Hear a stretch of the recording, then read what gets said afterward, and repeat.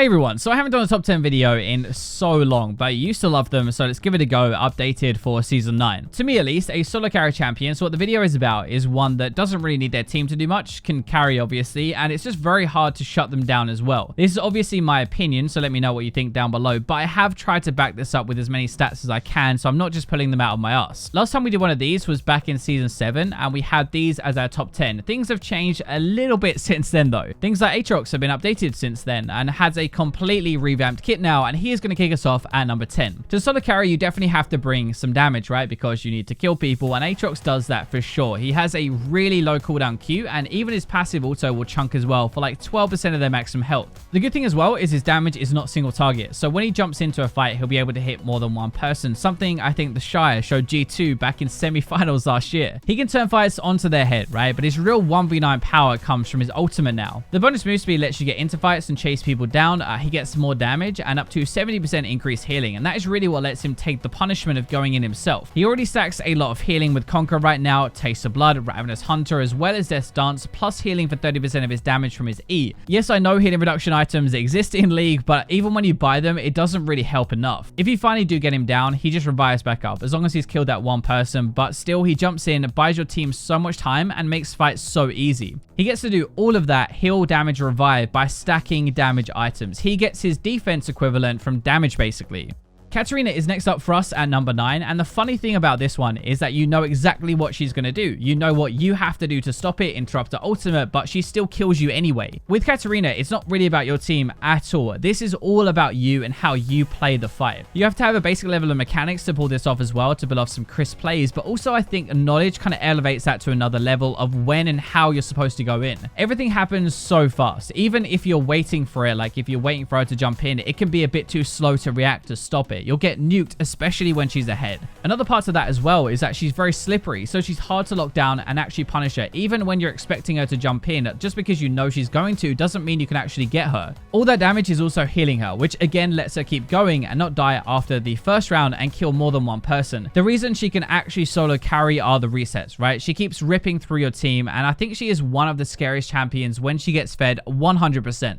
At number 8, we've got another update. Now, Akali isn't as broken as she used to be just after the update, but that was kind of the potential that she had. She has very high damage, and whereas Kat can like reset the fight, Akali is just way harder to shut down. She can dive in even without her ultimate actually and burst through people starting at just one item, so this really kicks into gear earlier into the game. Her execute is Nusso. It's AoE damage again, so it can hit more than just the one person that you're focusing, which is a really big thing for the team fights. But you've got insane mobility, 3 dashes technically to hop around with, and then there is the stealth. It's not quite as crazy good as it used to be, but she can still dive into a fight, drop it, stall a little bit, wait for her cooldowns, and then nuke somebody. It is very hard to fight back against Akali, so that is part of why she can really solo carry fights. The other part is that when you think you finally have caught her, she lasts so long that it gives her team time to appear. And yes, I know solo carry as a video, but we're kind of talking about a team now. You'll win that fight though, because she will kill a few people herself, but she bought so much time needed as well. You're winning because of Akali.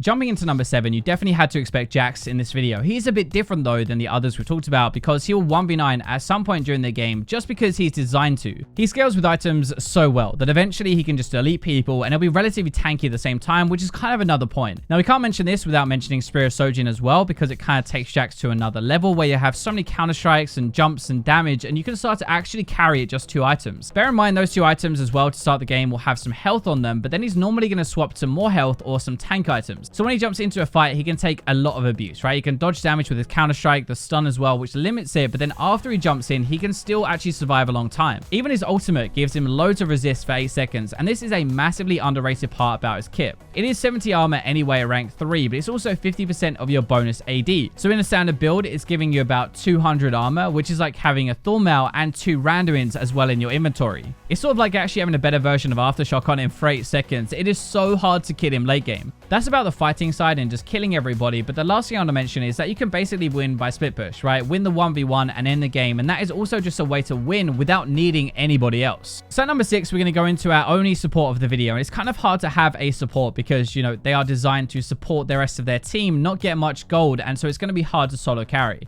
Now, Pike is different because he only needs his team to do a little bit of damage, get them to that threshold, and even sometimes he doesn't. Pike isn't just a support anyway. We've seen Wonder crush MSI with this pick top lane. His base damage is really high and he scales well and his execution is insane. One hook bot lane and it's probably going to be a kill, even without your AD following up and really doing anything about it. Your hook and stun can set up fights later, you roam amazingly well, and you can win other lanes, not just bot lane, but you are effectively an assassin with some crowd control that is roaming around the map. I know I'm going to get flamed for having Pike quite high in this video, but I think it's also because of this. He hard carries in another way, not just damage, but with gold. As you guys know, when he executes people with his ultimate, which can be up to like a 700 or more threshold, I think, late game, which is insane enough, he also gives gold to the last person who hit them, right? So he's gifting kills over, but generating more gold for your team than just a normal kill would actually give. Not only can he carry with his kit and the execute, but he gives a bigger gold lead to your team through making plays. That makes the game easier. It gives your team more items, more chance to win fights, and to snowball easier. And that is another level that I think can solo carry behind the scenes.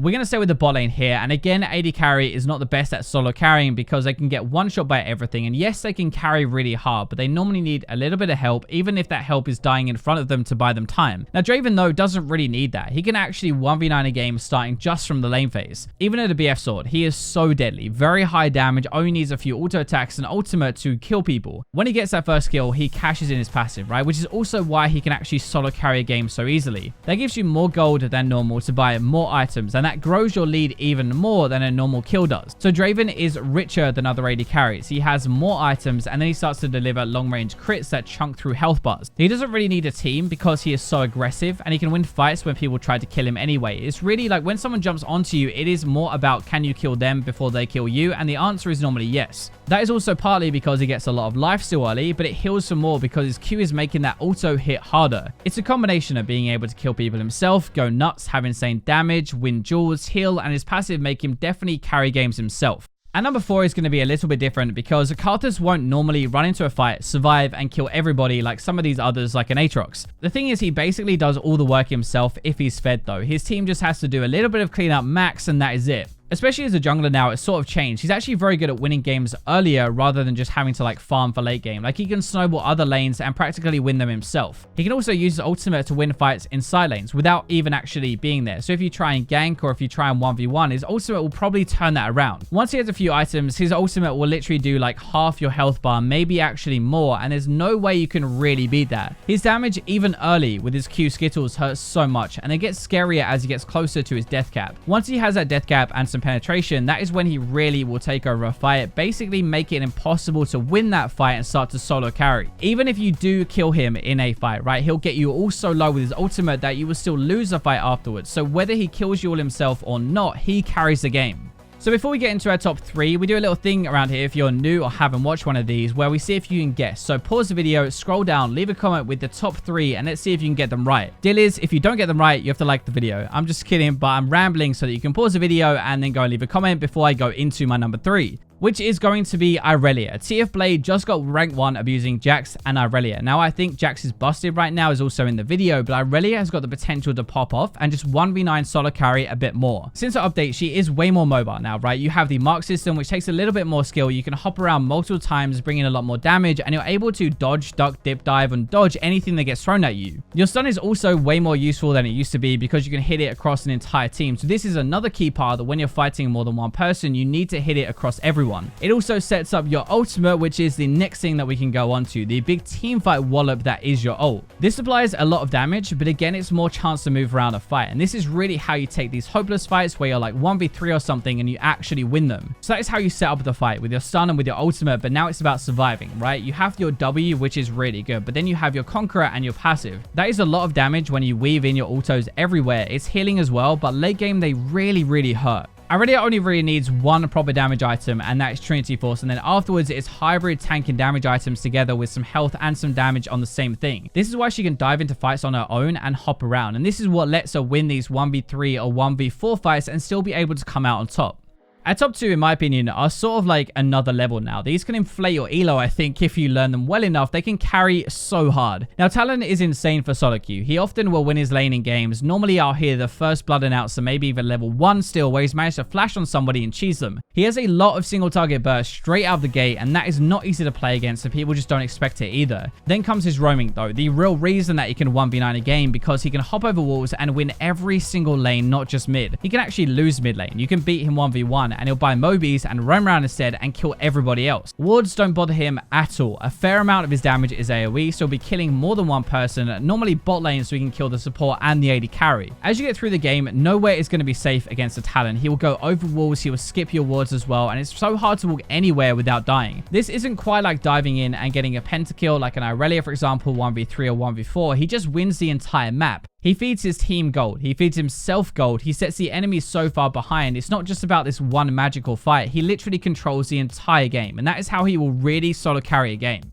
So we're at a final pick now, and I think you probably would have guessed this one, and if you know me, you definitely would have guessed it, but Vlad is about as 1v9 as you can go. This is all the way up to high elo as well. A good Vlad will get 2 items, he'll get his proto and death cap or whatever, and suddenly be able to flash in and one-shot everyone. I'm not kidding either. I wish I was. If he has his empowered Q, he can charge up his E, flash in, ult Q, and you will just be dead. Now, even with some defense, even with like a Hex Drink or something, it's probably not going to be enough, just because of how good he is and how much he does, and Vlad keeps getting stronger as the game goes on as well. His damage gets to a pretty low cooldown, so even though he has that upfront burst, he can just continue to pump it out afterwards, and it's not just a one and done. Like, he will carry on through the fight. That is just the damage angle, right? Not even the healing. It's kind of ridiculous that I spend so long talking about Vlad's damage and not even the healing, which is supposed to be what it's about. It is very hard to kill him because he heals for so much, and then he has his pull to dodge whatever you throw at him. So once he gets a lead, he'll be able to run into 5 people and kill them all, and I think for Vlad, there is a kind of sense of like not much that you can really do. It's sort of on the Vlad. He has to make a mistake, and that is why he has the control and he is the one solo carrying. Now, there are a lot of other champions that I think I could have put here, like Zed or Zoe, even stuff like Vayne or maybe Kai'Sa, but I think these 10 just solo carry a little bit harder. They don't really need other people to be able to do it, and that is a really big difference. I'm curious if there are any others though that you think should have been here. Like, let me know what you would have changed below, but thank you for watching until the very end. Throw a like on the video if you're still here, and for now, I will leave you with robots.